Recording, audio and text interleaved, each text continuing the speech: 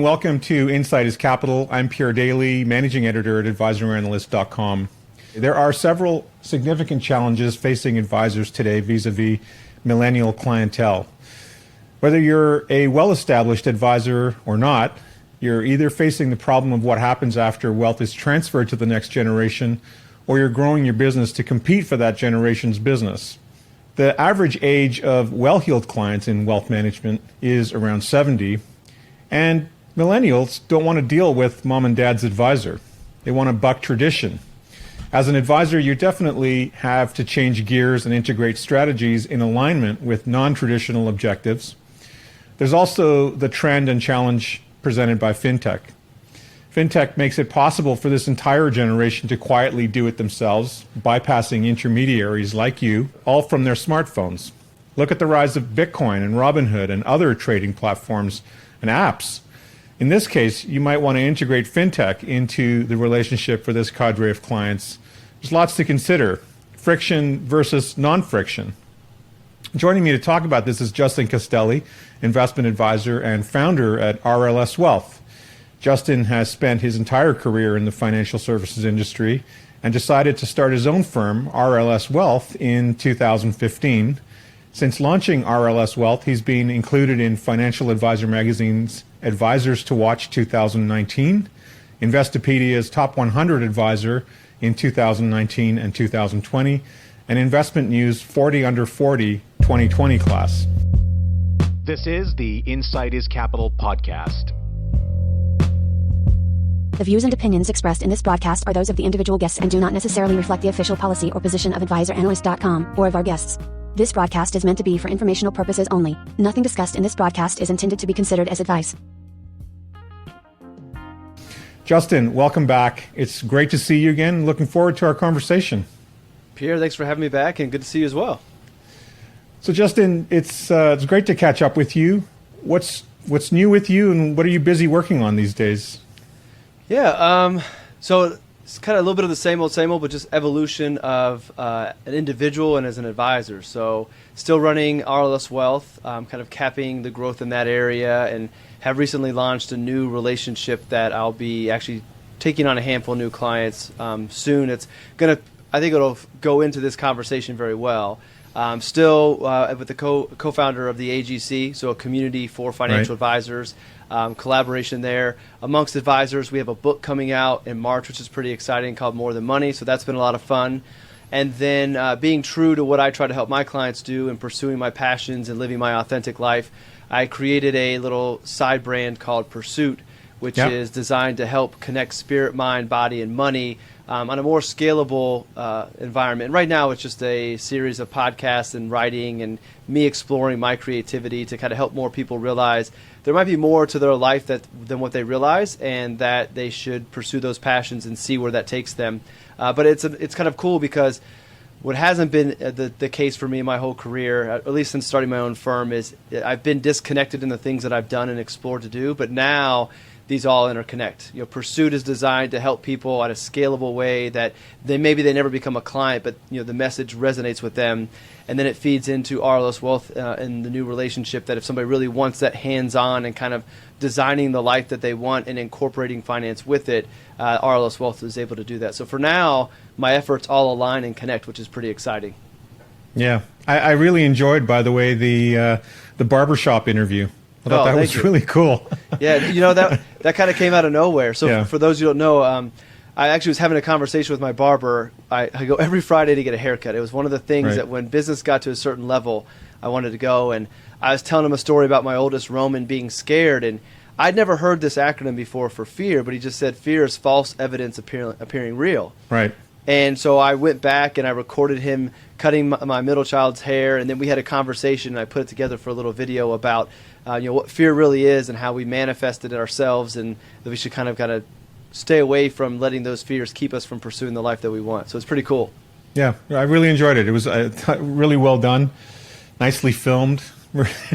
Thank you. Really, but you captured that barbershop banter, which was nice. Although it wasn't banter, it was your barber actually talking. But it was great. He did a great job. I thought he was just really natural. And so So what's your new venture? What are you expanding into?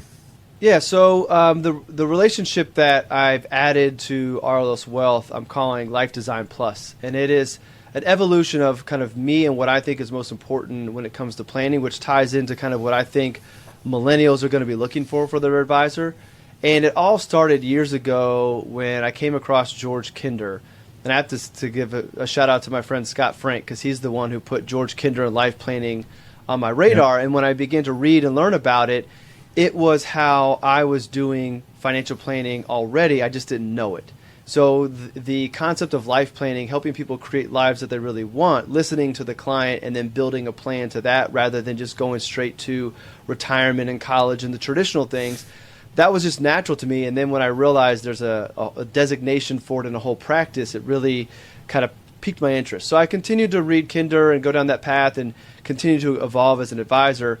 But the Life Design Plus is really, I think of it more of, I hate the terminology of life coach, but I think of it more of a relationship where those clients who want to work with me in the Life Design Plus are going to be looking for somebody who's there to help them figure out what their authentic life is. What's the life that they're wanting and supposed to live? And then building the plan to that. So it is very intense. It's a monthly meeting. There are requirements of journaling, and you have to have a mindfulness practice. You have to have a wellness practice. You have to have a spiritual practice. Like, I want to create this relationship that 99.5% of the people who come across it will say no. It's too expensive. It's too intense. But those who really want to do it, it's going to lead to an impactful relationship, because ultimately the goal is to help them figure out what is it about the life they're living today that does not excite them, does not feel right, does not feel authentic, and what's the life they're supposed to be living. And that could take 6 months on its own. And then once we figure that out, then we bring in the financial component of it, of how do we make that work within your finances.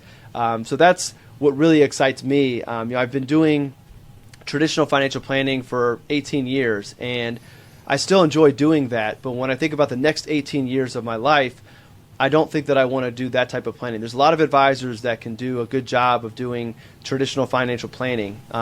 I still want to work with the clients that I have that have been with me from day one. I don't want to do anything different with them. But as I think about new clients that I want to take on, I want to do something that really excites me, that I think I have a unique skill set that allows me to help people in this way. So I want to see if I can make that relationship work, and see if anybody actually wants that. They may not want it. In my mind, I think it's a great relationship. I know people are looking for more guidance on creating a life versus what do I need to do with my money. And then once you figure out where you want to go and what you're supposed to be doing, it's kind of funny how numbers kind of fall in line and just work themselves out. I think sometimes we put too much emphasis on the numbers and not enough on the qualities of the life that we want to live. And when you figure out those things and you have alignment between spirit, mind, body, and money, everything falls in line and takes care of itself.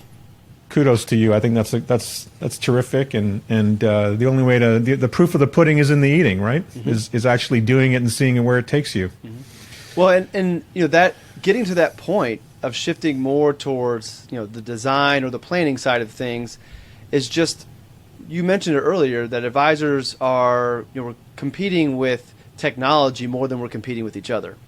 And there's plenty of studies and evidence that shows that the least amount of value that I bring to my clients is the investment side of things. Now, my clients don't want to handle their investments. They want to know it's taken care of, and there is importance to it. But that's the least amount of impact that I can bring, I feel. Now, I'm not a stock picker. There are some investment professionals out there that maybe they can really generate some alpha because of their skill set, and then maybe their greatest value is the outperformance. But for me, that's not the best thing. The best thing I can do in the skill set that I have is help people really slow down and figure out what do they want out of life. And I would make the argument that if I can do a good job, and I've been doing this on a smaller scale with existing clients, but this new relationship, I'm not forcing that on them because that's not why they came to me. The new relationship is somebody really wants this and they want this intense relationship. But I think if I can help somebody figure out what's lacking in their life, what is it that they want to change, help them figure that out, help them make changes in their life, and then reorganize their finances to support that.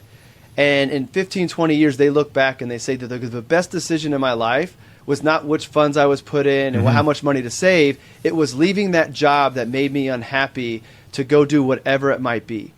And with Pursuit, I have this kind of cohort that I run 3 times a year called the Collective. And in it, my very first collective, I had an individual. He was already on this path, but he walked away from a 6-figure job to stay at home with his 2 twin boys while they're young, while his wife was working, and work on his writing career that he wants to start. And I know for a fact he's not going to miss the money that he gave up for these next few years, and he's going to value the time that he had with his kids. That's not traditional planning. Like most financial advisors are going to say, that's not a textbook answer. You don't want to give that money up. Like you can hire help out. But at the end of the day, those 3 years of being home with his boys are going to be priceless. No amount of investment, no amount of savings will be able to match the value of that time with his kids. And that, I think, is more impactful than picking the portfolio or telling somebody how much to save. And all of those things still make their way into this plan, but it's about creating a life of minimal regret. When you are on your deathbed and you look back over your life, what do you wish you would have done different? And can we get you to a point where when you look back, you say, you know what? Through my course of my life, I changed paths, I experimented, I evaluated different things.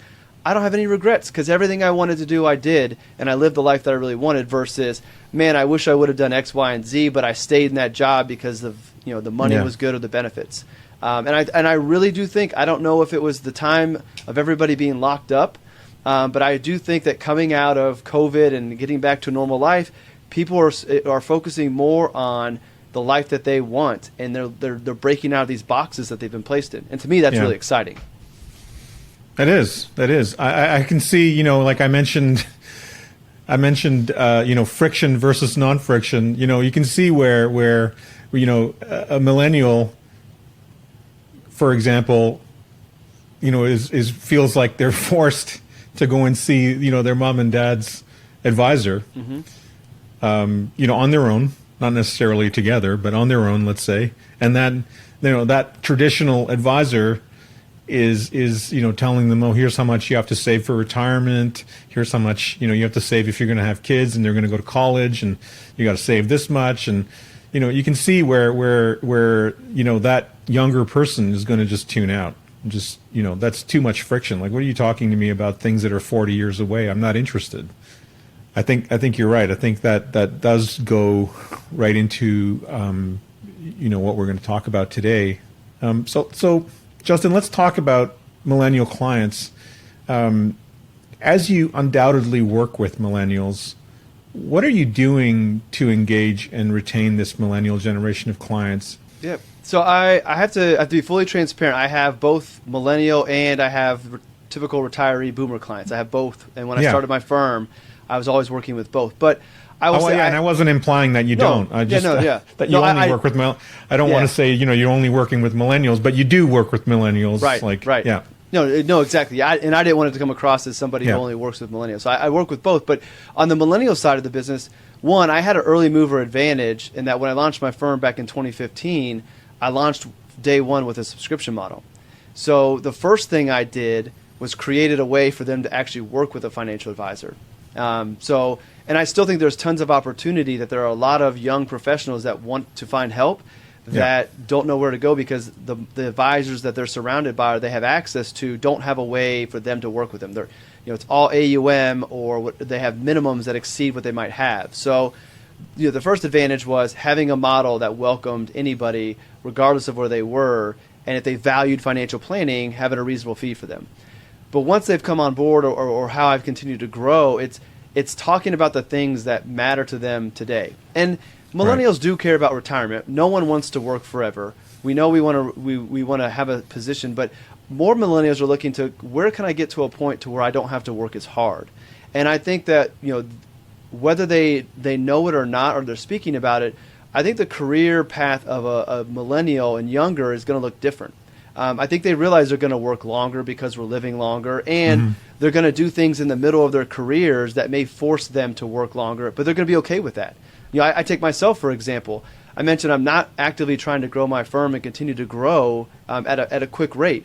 Part of the reason for that is I have 3 boys, and I would rather plateau my career for the next 6 or 7 years to have more time with them rather than build and miss out on these fun years that are coming up.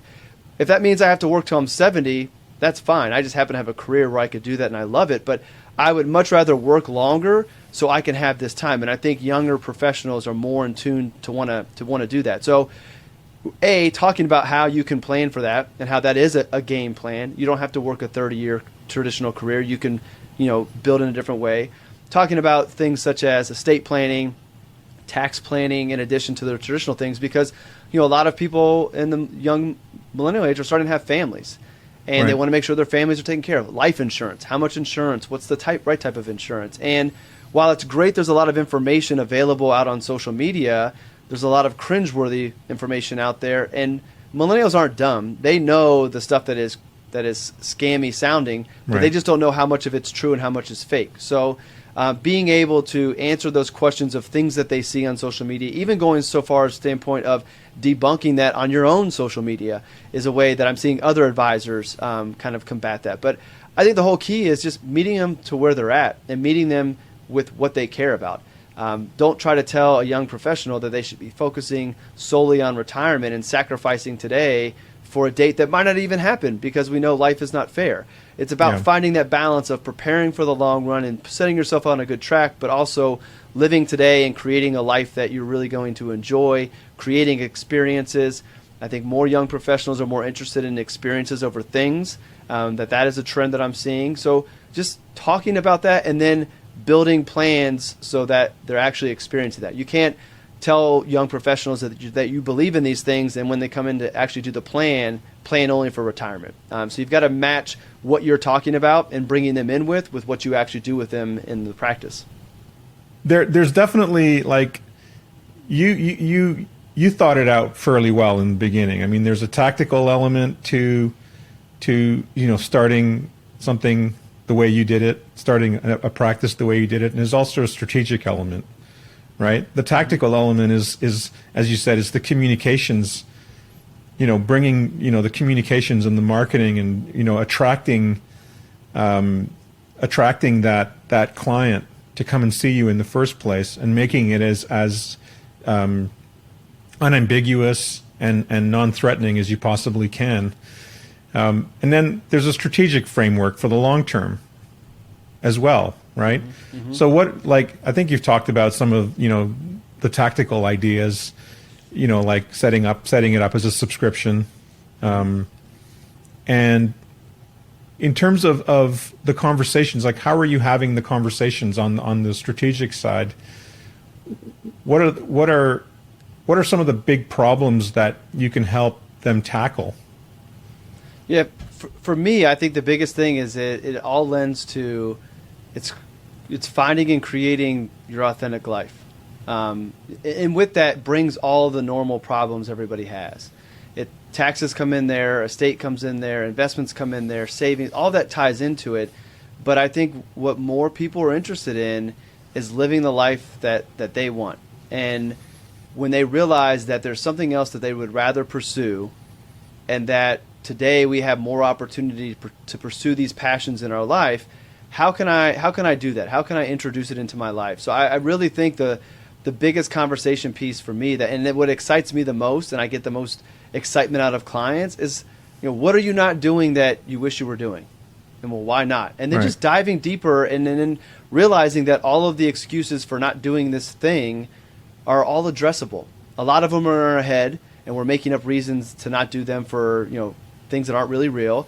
And then some of them are financial, and then we address that. And I think that is where a lot of the conversation is heading, is that I don't enjoy what I'm doing.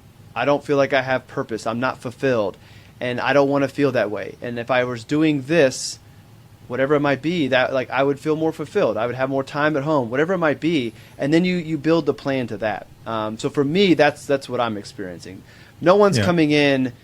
I should say no. Few people are coming in saying, "How can I save more on taxes?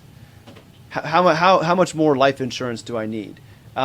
More people are coming in like, "These are the things I want to do with my life. This is the direction I want to go, but I don't know how to do it.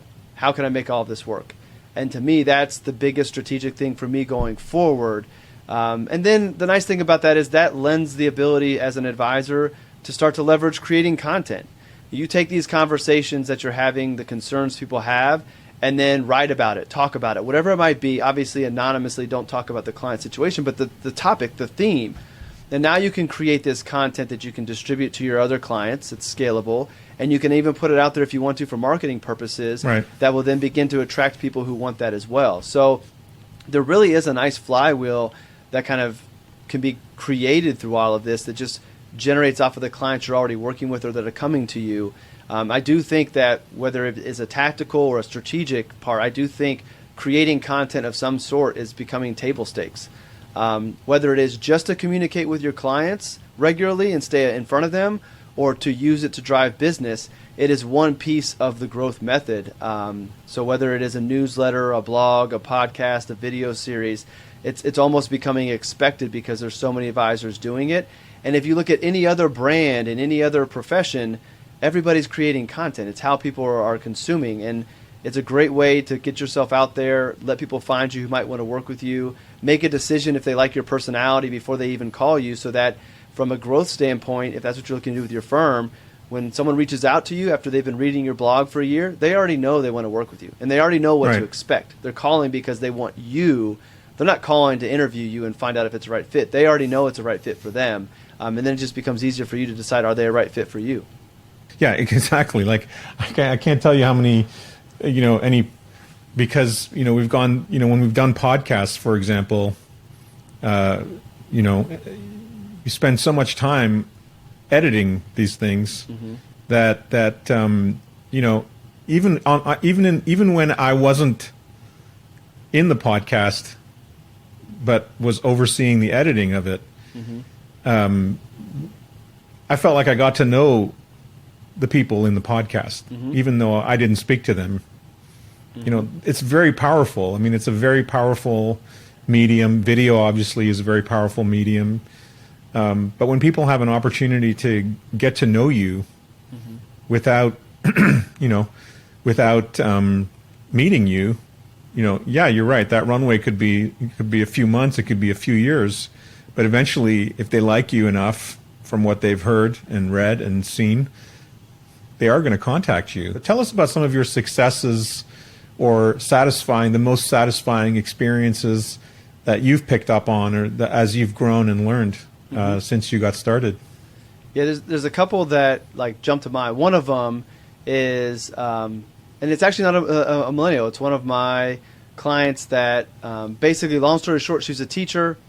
And phase one of working with her was helping her leave the public school system and going to a private school, and that risk that she took, and it worked out perfectly and great. And she took a big risk, went to a contract that wasn't guaranteed beyond the 6 months, made less money, and we ran the numbers, and it just felt right. And sometimes with life and your financial plan, you have to trust your gut and go with that intuition and have a little faith that things are going to work out, knowing that a fallback plan is always there. And then I realized, maybe 5 years into the new place, that she just wasn't feeling as excited about the work she was doing, and crunching numbers on her plan, and some things had fallen into her direction. And one day I said, hey, if you don't want to go back next year, you don't have to. And the sense of relief that came over her was really, really cool. And from that conversation on, she ended up putting her house up for sale, moving out west to Arizona to a community she always wanted to live in, and is living her best life right now. And it's really cool to see that she had done all of the work to put herself in that position.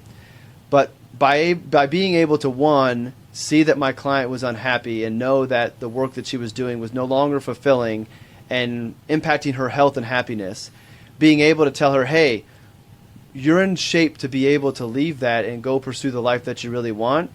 And she did it, and she's happier. And the cool thing is, she has 2 friends that have since followed her lead, if you will, and have retired to go on to do other things, and they're living happy. But they would have never even asked they're not my clients.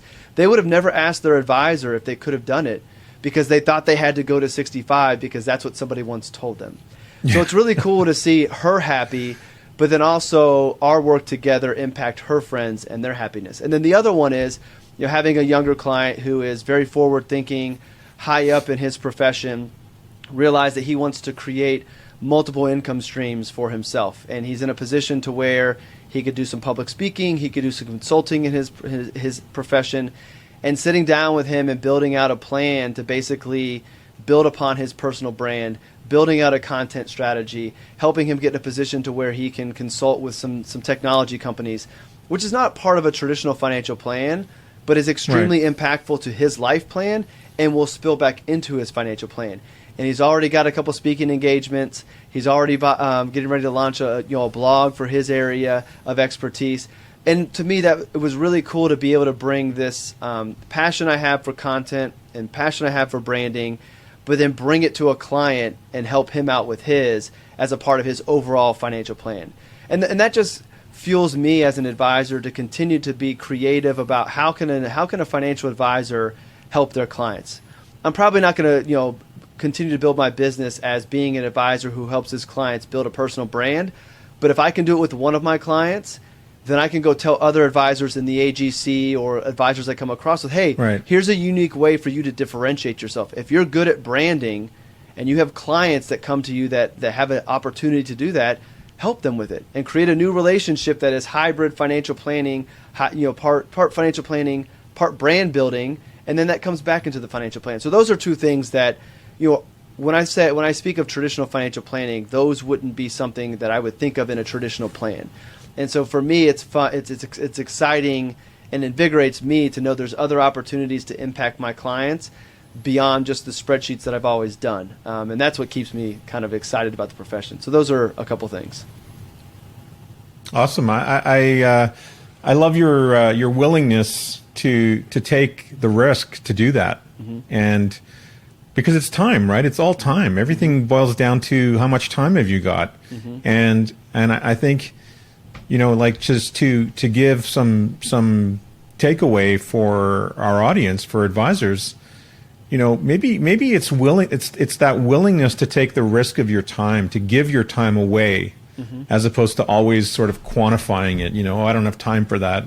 Time is money. I think that there's potentially a huge mistake that anybody can make. Is not be willing to be generous with their time.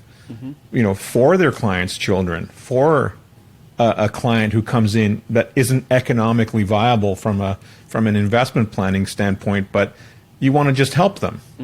It's the willingness to take the risk, to put the time in, to tell somebody, and not just somebody's friend or a friend's son or daughter coming to see you, but someone who calls in and says, I'm looking for some help with something, I want to talk to somebody, and having, instead of having the door shut in their face to say, we only take this kind of client, you're saying, sure, come on in, and then you have this sort of pro bono attitude where you're not setting an expectation of getting something more than what you're giving.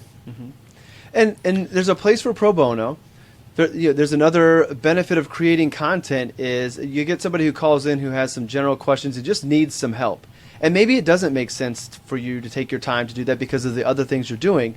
But you can say, hey, here is 5 blog posts I wrote, or 5 videos, or 5 podcasts that I created that address the things that you're interested in. Check these out. Give them a read, give them a listen. And if you have some follow-up questions, shoot me an email and I can help you out. And then that way you didn't pass them off. You gave them information to educate them and empower them, and maybe you solved their question. Or, this is where like a subscription model or the hourly models that come into play. You have a relationship that is a scaled down version of your expensive high end that, maybe it's a little bit less detailed of a plan. Maybe it's not as much of your time, but chances are they don't need the same depth of planning. They don't need the same amount of time, so that you can be compensated for the time that you're spending with them. It's affordable to them, and it gives them an entryway into the profession. I think we're going to see the membership model that I know a few advisors out there are creating come into place, where it's it's $25 a month, $50 a month, and you get access to a software like the Elements planning software that gives you kind of a benchmark of how you're doing and gives you some feedback, and then there's office hours every month. The forward-thinking advisor is going to leverage this great technology to create scalable ways to help more people that doesn't take a lot of the advisor's time, so that first and foremost we help more people, which I think we should be focusing on that first. But the byproduct of it becomes a business opportunity, whether it's the membership revenue, which I don't think will ever be enough to really move the needle. But more importantly, this is a feeder into your firm. So if you have this membership and then you have a subscription and then you have wealth management, now you can help people all along their journey. You can do it in ways that are scalable, that is respectful of your time as the advisor and you're compensated for, but it helps people.